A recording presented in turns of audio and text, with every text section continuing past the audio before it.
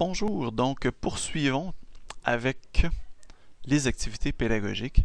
Alors créons maintenant une chambre de clavardage, ce qu'on pourrait appeler en bon vieil anglais un chat room, ou ce que Moodle qualifie de bavardoir. Donc la chambre de clavardage ou l'activité pédagogique de clavardage. Voilà. Alors oui, il peut toujours y avoir une utilité pédagogique pour Moodle, pour la chambre de clavardage. Pourquoi? Dans quelle situation? En fait, l'exemple concret que je donne régulièrement, c'est tout simplement un enseignant qui enseigne à temps partiel ou tout simplement chargé de cours et qui n'a pas nécessairement de temps de disponibilité à offrir aux étudiants, qui ne peut en avoir, et donc qui souhaiterait par contre offrir tout de même du temps volontairement à ses étudiants, pourrait se dire disponible sur le bavardoir et donc mentionner à ses étudiants, écoutez, à chaque jeudi midi par exemple, je serai disponible pour clavarder avec vous et répondre à vos questions en direct plutôt que par courriel. Donc ça peut toujours être une belle opportunité pédagogique. Donc au lieu de devenir amis sur Skype ou sur Facebook, eh bien on se crée tout simplement une chambre, un bavardoir, voilà. Et voilà qui est ça. Alors on pourrait dire bavardoir exemple. Voilà. Alors chambre de clavardage.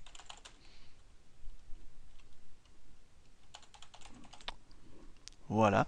Et donc, une fois la description et le nom entrés, qui sont prérequis puisqu'ils sont en rouge et avec un astérisque. Alors par la suite, vous avez évidemment la configuration des sessions de clavardage. Alors vous pouvez tout simplement dire, écoutez, moi, ce ne sera que cette date-là, à cette heure-là. Ou vous pouvez dire, moi, écoutez, à chaque jour, à la même heure, je suis disponible pour du clavardage. Hein. Un prof, entre autres, qui se dirait disponible. Donc, il fait du bureau et se dit, écoutez, moi, chaque jour, 5 jours par semaine, je suis disponible tout le temps de 11 heures à midi. À la fois en personne comme également sur le bavardoir. Alors il y a toujours ça qui est possible. Sinon, on peut dire pas de répétition ou chaque jour à la même heure, chaque semaine à la même heure. Dans le cas où je vous disais chaque jeudi de 11 heures à midi ou de midi à 13 heures, on peut toujours cliquer chaque semaine, donc à la même heure. Par la suite, on peut dire enregistrer les sessions précédentes. Est-ce qu'on souhaite ou non effacer le tout? Est-ce qu'on souhaite l'enregistrer pour un certain nombre de jours? Ne pas effacer les messages? À vous de voir.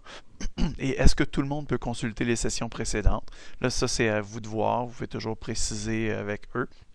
Mais sinon, donc, si on se dit qu'il n'y aura absolument rien de privé dans ce qui sera dit dans le bavardoir, alors dans ce cas-là, vous rendez cette session de bavardoir-là accessible à tous les étudiants et étudiantes. Voilà, excusez-moi.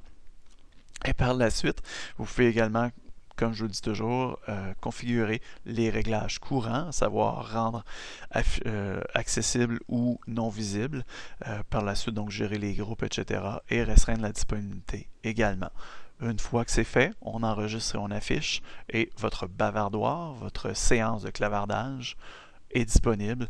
Et là, donc, on me dit, bon, la prochaine session de chat commencera dans 6 jours et 23 heures. Voilà qui est ça. Par la suite, on peut revenir donc au cours. Alors, si vous avez quelconque question, n'hésitez surtout pas à me contacter. Merci.